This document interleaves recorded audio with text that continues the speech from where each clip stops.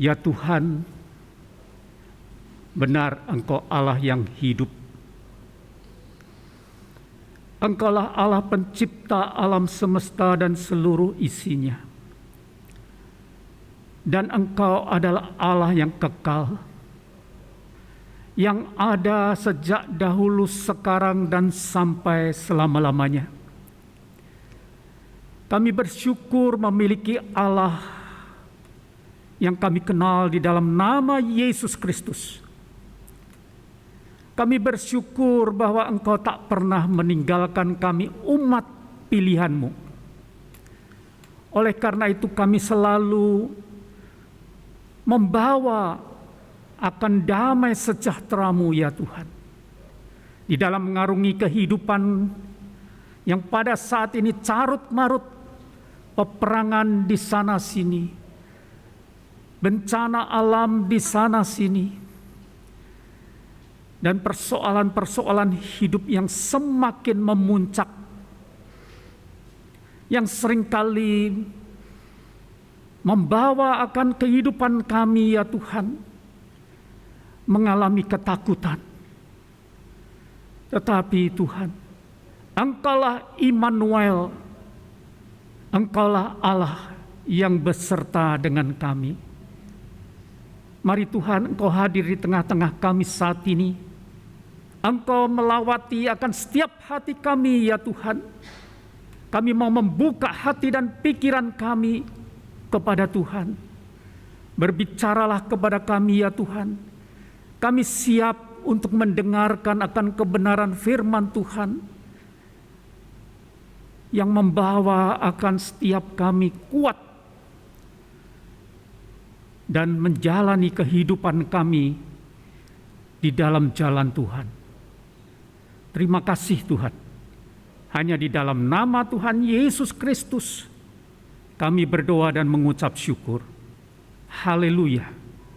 Amin. Silakan saudara duduk kembali. Saudara, tadi saya sudah minta izin untuk membuka masker saya, ya. Saya kira jemaat Tuhan di tempat ini juga mengizinkan saya. Masalahnya sudah ada kaca pembatas ini, saudara ya. Tetapi bersyukur bahwa keadaan di Indonesia dan di negara-negara yang lain, COVID sudah mulai melandai. Meskipun ada beberapa negara yang masih bergejolak, ya. Tetapi biarlah setiap kita tetap untuk mengikuti prokes. Setuju ya, saudara ya? Baik. Saudara, saya menyampaikan salam dari para rohaniwan dan jemaat GKY Grendeng. Bersyukur kalau saya diundang di tempat ini sudah hampir 2,5 tahun mungkin ya. Hampir 3 tahunan, tapi begitu cepat waktu itu. Rasanya nggak rasa, ya. Rasanya nggak rasa, saudara. Jadi sepertinya lewat begitu saja. Nah, saudara, bersyukur bahwa di tempat kami itu sekarang jalan sudah jadi, saudara ya. Jadi jalan itu sudah jadi. Kalau dulu merupakan tempat di mana jalan buntu di sana, saudara. Tapi sekarang sudah terbuka, tetapi belum diresmikan. Nah, saudara, satu waktu bisa berkunjung ke sana kalau pada hari ulang tahun Tangerang Kota, ya. Karena apa? Karena gereja kami berada di tepi sungai, saudara ya. Dan rupa-rupanya sungai itu bukan sungai biasa, saudara. Sekarang ini kalau pas hari ulang tahun Kota Tangerang, wah di sana itu banyak perlombaan, ramai sekali. Dan yang luar biasa, jet ski pun bisa masuk di sana. Hebat ya, kalau jet ski selama ini kita lihat itu di pantai, di tepi laut, tetapi ini di sungai. Makanya gereja kami itu kami sedang pikirkan, apakah gereja Grendeng, GKY Grendeng ini kemudian diubah menjadi gereja Riverside. Itu masih jadi pembicaraan, saudara ya. Ya memang di pinggir kali kok, saudara. Baik, saudara, saya tidak meneruskan tentang masalah ini, tetapi saya ingin menyampaikan satu berita daripada Tuhan, yaitu tentang damai sejahteranya, ya. Jadi saya memberikan judul tema khotbah pada pagi hari ini adalah damai sejahtera Kristus. Kenapa saya mesti berikan tambahan Kristus? Karena ini penting, saudara. Sangat penting. Karena di dunia pun juga akan kita temui damai, ya. Tetapi damai sejahtera level dunia. Saudara, kalau damai sejahtera level dunia, maka tidak bisa dibandingkan dengan damai sejahtera Kristus. Nah, bagaimana kita akan mempelajari itu semua? Kita akan melihat di dalam Yohanes, Injil Yohanes pasal 20 ayat yang ke-19 sampai ayat yang ke-23. Yohanes pasal 20 ayat 19 sampai 23. Kalau sudah siap, saudara-saudara, saya izinkan untuk membacanya bersama-sama ya dengan saya. 1, 2, 3. Ketika hari sudah malam, pada hari pertama minggu itu, berkumpullah murid-murid Yesus di suatu tempat dengan pintu-pintu yang terkunci, karena mereka takut kepada orang-orang Yahudi. Pada waktu itu datanglah Yesus dan berdiri di tengah-tengah mereka dan berkata, "Damai sejahtera bagi kamu." Dan sesudah berkata demikian, ia menunjukkan tangannya dan lambungnya kepada mereka. Murid-murid itu bersukacita ketika mereka melihat Tuhan. Maka kata Yesus sekali lagi, "Damai sejahtera bagi kamu, sama seperti Bapamu mengutus aku. Demikianlah juga sekarang aku mengutus kamu."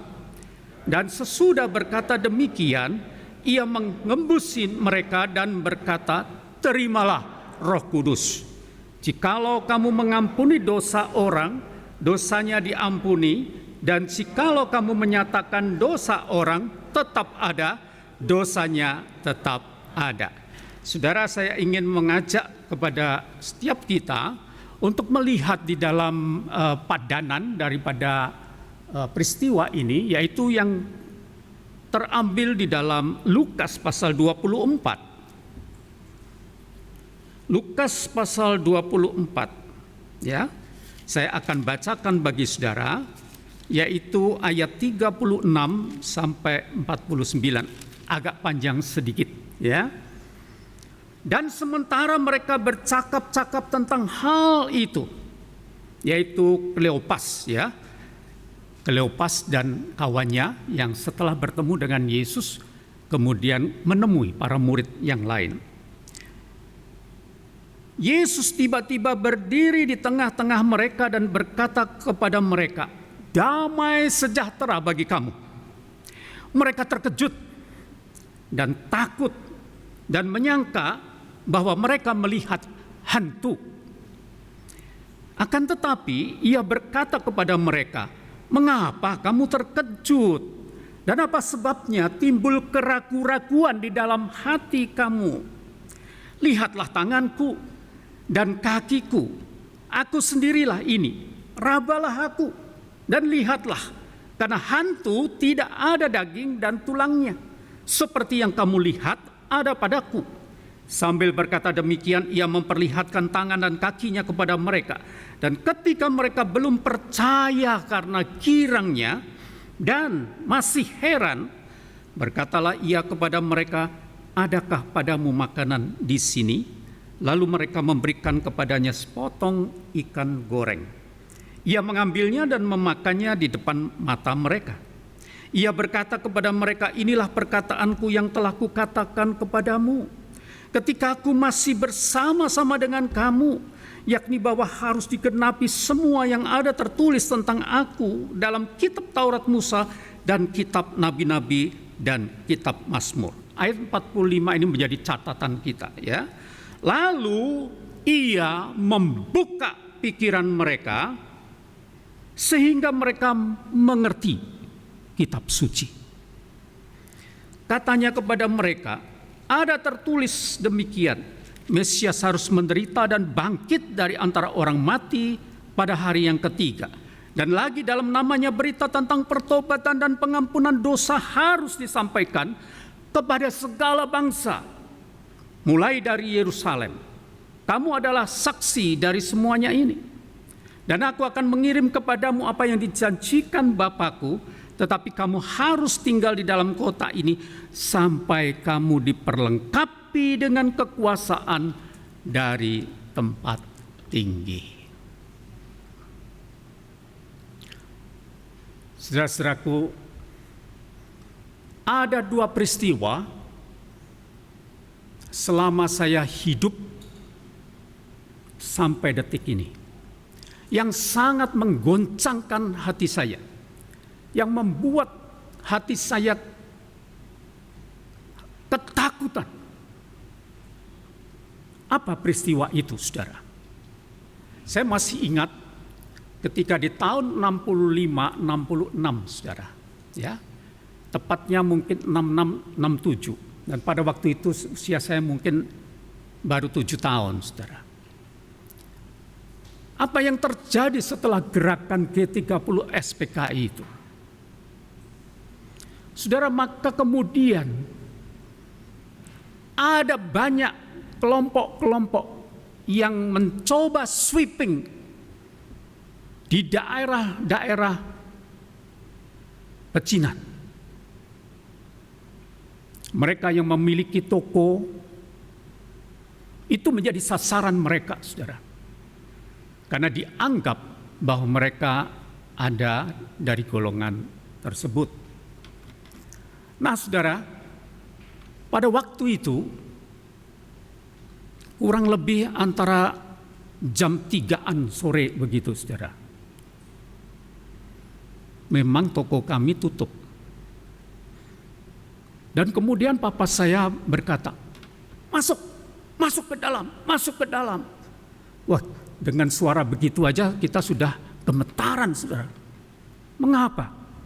Karena begitu ada berita, masih 1 kilometer, itu rombongan orang-orang itu yang merusak toko-toko di jalan-jalan besar itu. Saudara, pada waktu itu saya cuman mengikuti perintah daripada papa saya. Untuk apa? Masuk ke kamar. Udah masuk ke kamar, kurang begitu nyaman. Maka kemudian disuruhlah masuk di kolong apa, saudara? Kolong ranjang, saudara. Kalau zaman dulu itu kan ranjang kita itu kerangkanya itu dari besi kan, jadi agak tinggi begitu, dan kemudian bawahnya itu bolong begitu, ya. Saya dan seluruh keluarga, mama dan saudara-saudara saya, masuk ke kolong itu, saudara. Dan pada waktu itu kami sungguh mengalami ketakutan yang luar biasa. Ya, umur 7 tahun kami tidak ngerti. Ada apa sih? Ada apa? Tapi ketika pertanyaan itu diajukan kepada papa saya tidak menjawab. Pokoknya kamu di sana, gak usah keluar-keluar. Saudara, semua pintu itu ditutup rapat.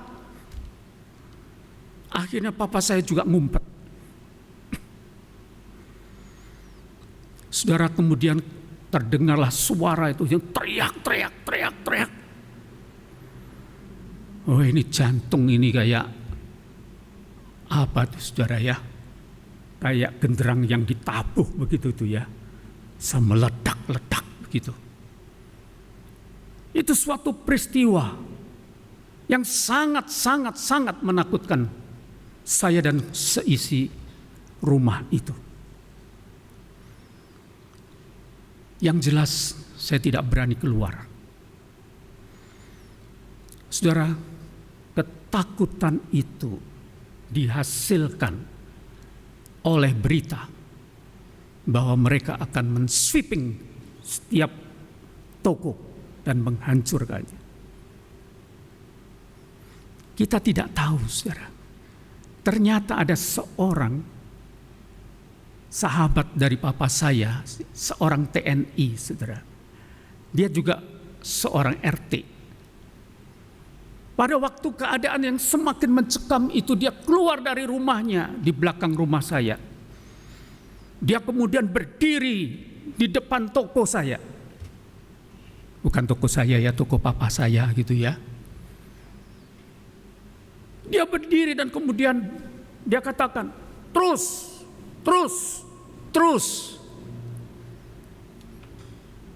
Dia menjadi penyelamat bagi keluarga saya pada waktu itu. Saudara, kenapa ini terjadi? Kenapa orang itu kok bela-belain mencoba untuk menolong kami? Karena papa saya adalah sahabat daripada Pak RT itu. Saudara, itu yang terjadi menjadi ingatan sampai sekarang. Tetapi saya tidak kemudian mengingat-ingat itu menjadi sebuah ketakutan. Enggak. Peristiwa yang kedua, 2,5 tahun atau 3 tahun yang lalu. Ya, 2,5 tahun yang lalu ya. Bagaimana kita itu kemudian di-sweeping oleh COVID-19. Seluruh dunia mengalami hal yang sama. Saudara, pada waktu itu saya mengalami ketakutan. Loh, kok Bapak sebagai pendeta kok ketakutan? Saudara takut enggak, Pak Sofyan, takut enggak pada waktu itu? Takut ya?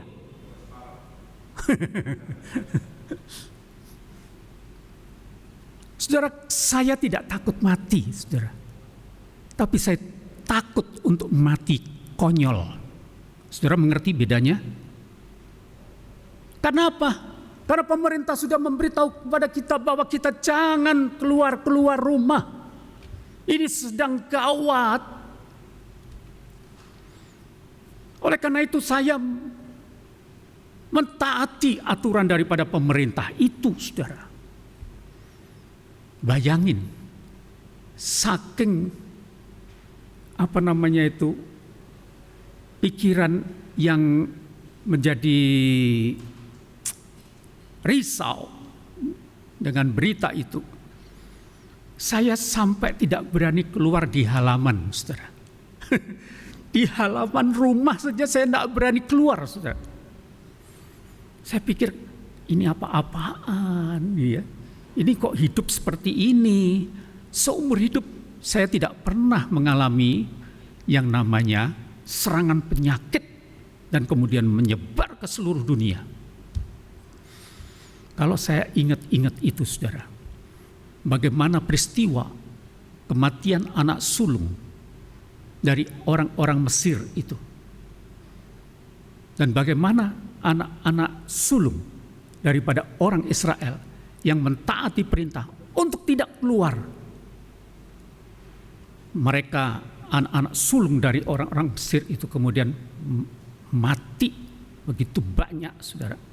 Tetapi anak-anak sulung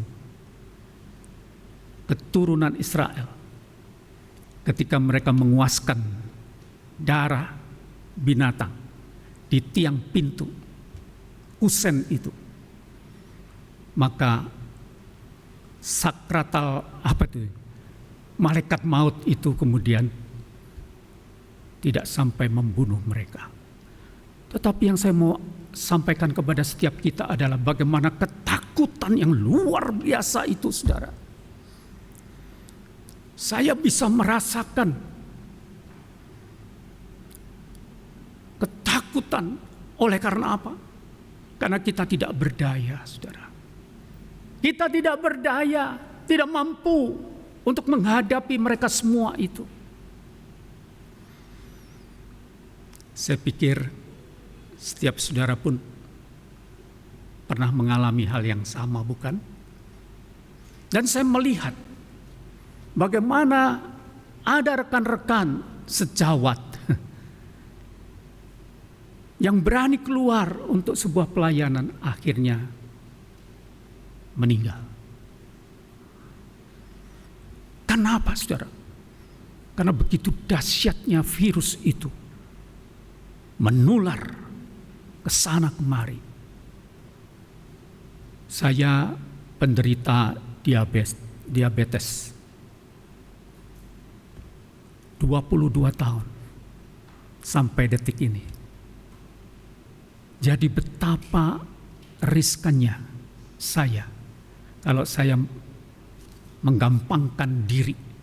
Untuk apa tidak mentaati semua peraturan pemerintah itu? Nah, saudara, kita sekarang kembali kepada bacaan kita. Bagaimana peristiwa ketika Tuhan Yesus itu tahu-tahu nongol di hadapan mereka di sebuah tempat, di sebuah ruangan yang sempit. Bagaimana mereka itu yang tadinya mengalami ketakutan yang luar biasa. Takut terhadap apa? Penguasa Yahudi yang pada waktu itu menyalibkan akan gurunya yang maha agung itu. Saudara, saya pikir kalau saudara dan saya ada di dalam ruangan itu, pasti saudara akan kunci rapat-rapat. Demikian juga mereka para murid itu, ketakutan secara luar biasa. Ruang yang sudah sempit, penghawaan yang kurang, nggak tahu panasnya kayak apa, tidak ada pedulin. Semua itu dikalahkan karena apa? Karena sangat takutnya mereka. Baru beberapa jam yang lalu mereka melihat, menyaksikan sendiri bagaimana manusia Yesus itu digantung di atas kayu salib, melalui penyiksaan, melalui penderitaan yang luar biasa. Bagaimana raungan daripada manusia Yesus di atas kayu salib itu menghadapi sakit yang luar biasa. Saya nggak bisa bayangin, saudara. Setiap kali diputarin film apa itu? Yang film Yesus yang terbaru itu, The Passion of God, betul ya? Saya selalu menangis, saudara. Saya bayangkan ketika saya ada di tempat itu, suasana yang mencekam begitu. Bagaimana hati kita? Pikiran kita kacau, saudara. Semua murid itu semburat, pergi entah kemana mereka. Termasuk Kleopas dan temannya ketika mereka dijumpai oleh Yesus pertama kalinya setelah kebangkitan.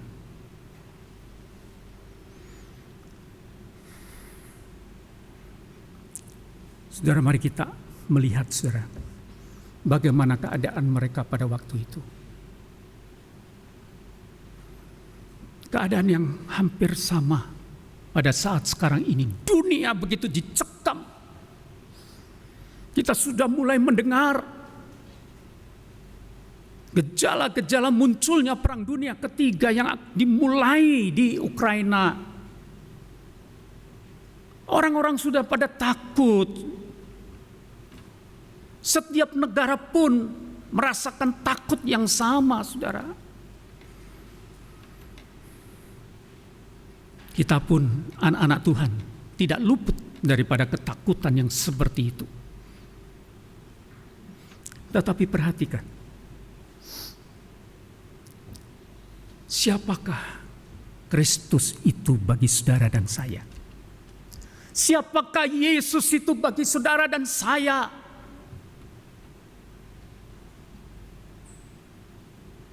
Dia adalah pribadi kedua dari Allah Tritunggal, saudara. Bagaimana Allah yang pencipta itu, dan kita semua adalah ciptaannya. Dia yang pertama-tama memilih umatnya, umat pilihannya, orang-orang Israel itu. Saudara bisa tahu kan dari kitab Perjanjian Lama bagaimana cerita semua itu. Allah ketika berhadapan dengan umatnya, dia selalu menyertai akan umatnya. Meskipun pada waktu itu Israel tidak bisa melihat sosok Allah itu seperti apa, saudara. Tetapi mereka melihat dengan kasat mata bagaimana Allah itu menyertai mereka melalui tiang awan, tiang api. Bagaimana Allah itu menyertai mereka ketika mereka itu terhimpit dan tidak bisa untuk berjalan lagi menyeberangi lautan yang begitu luas. Tapi Allah membuat jalan di tengah-tengah lautan itu. Saudara, itulah Allah kita. Allah Israel, Allah umat pilihan. Dan di dalam Yesaya ditegaskan bahwa akan lahir seorang anak manusia yang akan dinamai Immanuel. Apa artinya Immanuel? Allah beserta kita. Berarti Allah menubuatkan bahwa Allah terhadap umat pilihannya tidak akan pernah meninggalkan mereka. Allah selalu ada di depan mereka. Allah selalu menjadi penyerta dan pelindung kita. Betapa hebatnya itu. Ketika peristiwa Yesus digantung di atas kayu salib, para murid merasa bahwa apa yang menjadi harapannya, apa yang menjadi cita-cita mereka terhadap manusia Yesus itu, semua menjadi sirna. Mereka mengharapkan bahwa manusia Yesus itu nantinya akan menjadi pemimpin mereka, menjadi raja atas mereka secara duniawi. Tetapi ketika semua itu terjadi, saudara, mereka semuanya menjadi galau, kebingungan. Mereka kemudian di tengah-tengah kesedihannya, mereka kemudian mencoba untuk menyelamatkan diri. Bersama-sama berkumpul di dalam satu ruangan supaya mereka aman daripada kejaran pemimpin Yahudi yang mencoba untuk membinasakan pengikut-pengikut Kristus. Nah, saudara, di tengah-tengah keputusasaan mereka, tiba-tiba manusia Yesus muncul. Tetapi yang ajaib, munculnya tidak melalui pintu. Pintu semua sudah terkunci. Tetapi dia ada, muncul di tengah-tengah mereka. Mengejutkan mereka semua. Mereka mengalami ketakutan. Apa ini? Siapa dia? Mereka menganggap bahwa kehadiran daripada Tuhan Yesus di tengah-tengah mereka dianggap sebagai hantu, saudara. Tadi kita sudah baca di dalam Lukas. Saudara, sampai sedemikian. Karena pikiran mereka, hidup mereka sudah dikuasai dengan persoalan yang sedang dihadapi. Dan semuanya berakhir tidak seperti yang mereka harapkan. Hopeless. Mereka tidak berdaya. Tapi Yesus muncul dan berkata, damai sejahtera bagimu.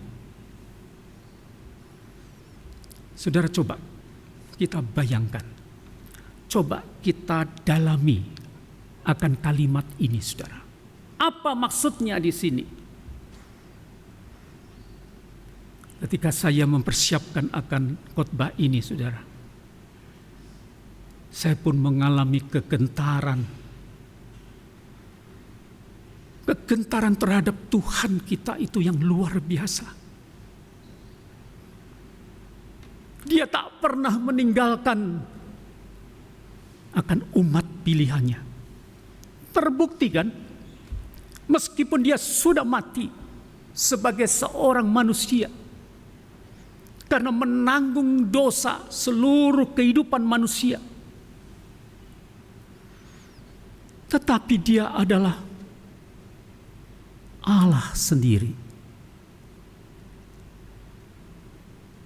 Dia harus melalui kehidupannya, harus mengalami penderitaan yang luar biasa sampai mati. Tapi semuanya itu bersifat tubuh, kedagingan yang harus mati karena menanggung dosa itu. Tetapi kealahannya tidak mati, saudara. Oleh karena itu kubur tidak pernah bisa memasung Yesus untuk tetap ada di sana selama-lamanya. Karena dia Allah. Cuman para murid tidak mengerti akan semuanya itu. Allah tetap menyertai mereka. Sampai peristiwa di mana mereka mengalami ketakutan, kehabisan pengharapan, dan mereka sungguh-sungguh mengalami keterkejutan. Mengapa mereka terkejut, saudara? Oleh karena mereka tidak pernah menyimak apa yang Yesus ajarkan kepada mereka. Apa yang Yesus sudah beritahukan kepada mereka, bahwa manusia Yesus itu, dia akan mengalami penderitaan, dianiaya mati, dan pada hari ketiga bangkit kembali. Saudara tidak tahu pada waktu pengikutan mereka kepada Tuhan itu sampai tidak ngerti, saudara, meskipun mengalami keajaiban-keajaiban daripada Tuhan, tetapi mereka tidak ngerti pengajaran yang diajarkan kepada mereka. Apa yang akan terjadi nanti sudah diberitakan kepada mereka, tetapi mereka tidak mengerti. Makanya apa yang tertulis di dalam Lukas pasal 24 ayat 45 itu jelas sekali. Mereka baru bisa mengerti semua kitab-kitab dari perjanjian lama itu. Dan kemudian terjadi setelah dibuka pikiran mereka, baru mereka mengerti. Saudara, itulah yang terjadi. Sekarang bagaimana dengan kehidupan kita, saudara?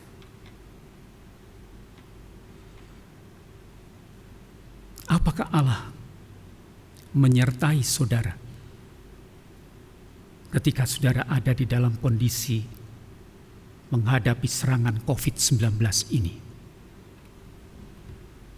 Bagaimana? Yakinkah saudara bahwa Yesus Tuhan terus menyertai akan saudara dan saya? Amin. Atau saudara ragu? Atau saudara mengalami ketakutan hingga sampai saat ini?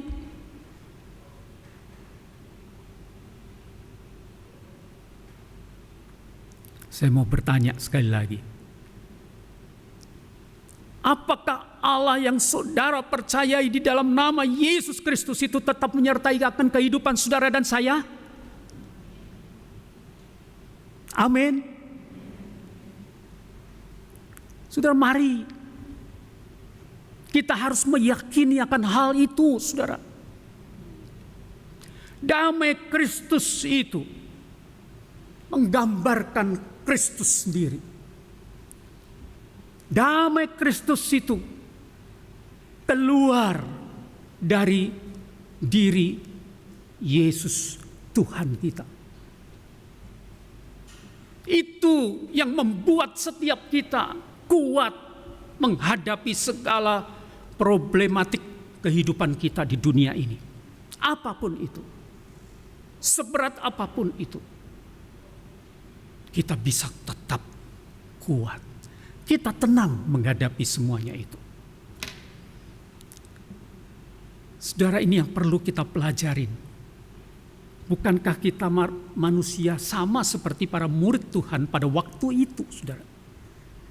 Tiap kali ada masalah yang begitu berat, kita sudah goncang iman kita. Kita sudah tidak bisa lagi untuk menahan semua itu. Yang pada akhirnya tidak bisa melihat kemuliaan Allah, kehadiran Allah di dalam diri kita masing-masing. Itu yang saya dapati, saudara.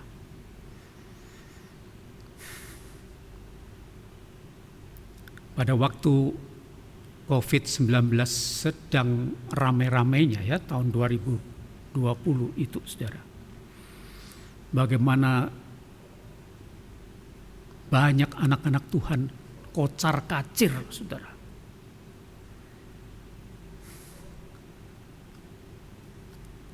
Saya melihat bagaimana iman mereka tergoyahkan dengan hal-hal ini. Saya katakan, gak usah takut, tenang. Tapi yang penting, jangan kemudian melanggar prokes. Itu saja. Tenanglah. Damai sejahtera Allah itu menyertai kita. Karena Yesus itu ada di dalam diri kita. Yesus itu ada bersama dengan kita. Kehadirannya, meskipun saudara dan saya tidak pernah melihat sosok daripada Yesus Tuhan. Ya memang gak pernah tergambar ya. Cuman karena seorang pelukis terkenal itu kemudian mencoba untuk menampilkan sosok Yesus Tuhan itu. Ya seperti itulah. Gitu ya. Yang terbayang di benak kita, ya seperti itulah Tuhan kita. Tetapi sesungguhnya gak tahu.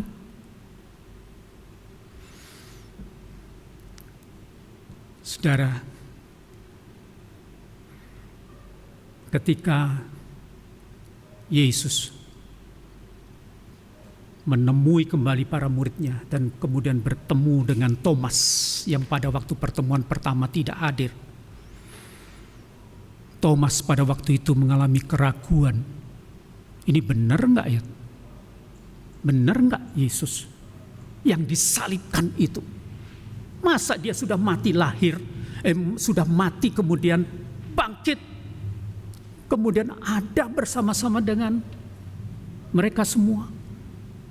Thomas mengalami kegoncangan di dalam imannya.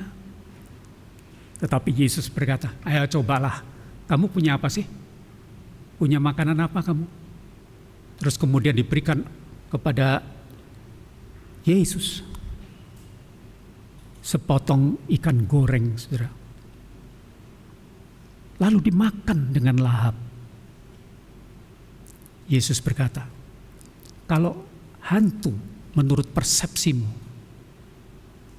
maka dia tidak berdaging dan bertulang. Jadi kalau saudara ada di tengah jalan, kemudian ada pocong lewat, ya, tahu pocong toh, ya, pocong lewat, saudara turun dari mobil, jawilen gitu, ya, belum jawil sudah pingsan duluan, nggak usah takut. Kalau benar dia adalah hantu, dia kabur, saudara. Tetapi seringkali sekarang ini banyak penipu, saudara ya, mencegat pengendara motor dengan pocong, supaya kemudian orang ini ketakutan kabur, motornya dibawa lari. Begitu kan? Yesus bukan hantu. Yesus adalah Tuhan.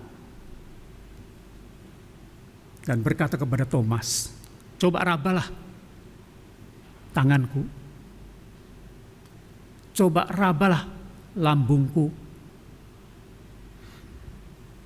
Setelah kemudian diraba oleh Thomas baru, kemudian Thomas tercelik. Iya, inilah Yesus, Tuhanku, Allahku. Itu keluar yang keluar daripada mulut daripada si Thomas.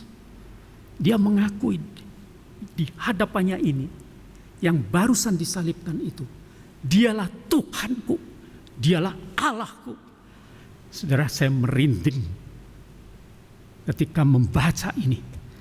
Ya, Thomas baru bertemu Tuhan dan Allahnya. Bagaimana dengan kehidupan saudara dan saya? Apakah saudara bisa menemui Yesus Tuhan Allah kita?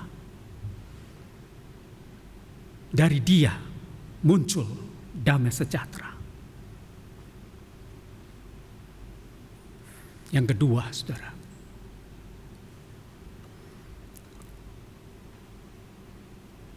kedua kalinya Yesus berkata, damai sejahtera bagimu. Kalau tuh Allah Bapa mengutus aku, maka sekarang aku mengutus engkau untuk memberitakan akan suatu kabar, yaitu kabar Yesus yang mati di atas kayu salib, dikuburkan dan kemudian di hari ketiga bangkit kembali. Supaya apa? Supaya ada pertobatan di antara orang-orang yang mendapatkan berita itu dari mulutmu. Supaya ada pengampunan daripada Tuhan. Saudara, ini yang betul-betul harus kita beritakan. Damai sejahtera yang pertama itu untuk kita. Oke, kehadiran Yesus di dalam hidup kita. Yang kedua itu adalah damai sejahtera itu bukan untuk diri kita sendiri, tetapi untuk hidup bersama sebagai tubuh Kristus. Saudaraku, betapa pentingnya kehadiran Yesus di dalam hidup kita ini. Bagaimana kita itu bisa mengerti akan hal ini. Biarlah Tuhan membuka hati dan pikiran kita bahwa sesungguhnya damai sejahtera itu tidak pernah jauh daripada kehidupan saudara dan saya. Damai sejahtera Allah itu ada tinggal di dalam hidup kita. Dan bagaimana tugas kita harus kita jalankan untuk menyampaikan kepada banyak orang yang belum percaya kepada Tuhan Yesus agar mereka diselamatkan. Saudara, damai sejahtera itu mengandung kuasa Allah yang begitu besar. Pada waktu damai sejahtera itu disampaikan oleh Yesus kepada para muridnya pada waktu itu, yang tadinya mereka mengalami ketakutan yang luar biasa itu, kemudian mereka menjadi tenang. Mereka mengalami satu ketenangan hidup yang berdaya kembali, tidak loyo seperti sebelumnya. Mereka mengalami kekayaan hidup yang luar biasa. Pada waktu Yesus masih hidup bersama-sama dengan mereka, bukankah mereka tenang? Tetapi ketika mati, wah, dipikir habislah sudah apa yang menjadi harapan mereka. Tetapi ketika Tuhan muncul di tengah-tengah mereka, mereka mengalami satu kebangkitan di dalam kehidupan mereka. Saudara, sebagai penutup, biarlah damai sejahtera Allah itu ada di dalam hidupmu. Amin. Apapun yang terjadi di dunia ini tidak akan pernah menggoncangkan hidup saudara dan saya. Saudara tenang. Saudara tenang. Saudara penuh dengan sukacita Allah. Puji Tuhan. Tuhan kiranya memberkati saudara semua. Mari kita berdoa. Bapa di surga, terima kasih ya Tuhan, bahwa kematian-Mu di atas kayu salib bersifat sementara. Karena pada akhirnya Engkau bangkit kembali. Tuhan, hanya kemanusiaan daripada Tuhan Yesus, tubuh yang mati, tetapi roh Allah tidak pernah mati. Dan Engkau tidak pernah meninggalkan kami. Engkaulah Immanuel, Allah beserta dengan kami. Kami sungguh bersyukur memiliki Allah yang seperti itu. Kami tidak mau menjadi seorang Thomas yang baru percaya, bisa percaya jikalau melihat secara kasat mata. Tetapi kami saat ini Tuhan sebagai anak-anak-Mu, umat pilihan-Mu, kami mempercayai Engkau meskipun kami tidak melihat. Ya Tuhan, kami bersyukur kepadamu. Damai sejahtera-Mu itu senantiasa mengiringi kehidupan kami, memberikan ketenangan dan harapan bagi setiap kami, bahwa Engkau tidak pernah undur dari kehidupan kami. Engkau selalu menyertai akan kehidupan kami. Kami berterima kasih kepadamu Tuhan. Kami berterima kasih Tuhan. Biarlah setiap anak-anak-Mu yang ada di tempat ini, mereka tidak pernah kehilangan Yesus di dalam kehidupan mereka. Karena damai sejahtera daripada Tuhan tidak pernah dipengaruhi oleh keadaan apapun juga. Terima kasih untuk anugerah keselamatan yang sudah Engkau berikan kepada kami. Dalam nama Yesus Kristus kami berdoa dan mengucap syukur. Amin.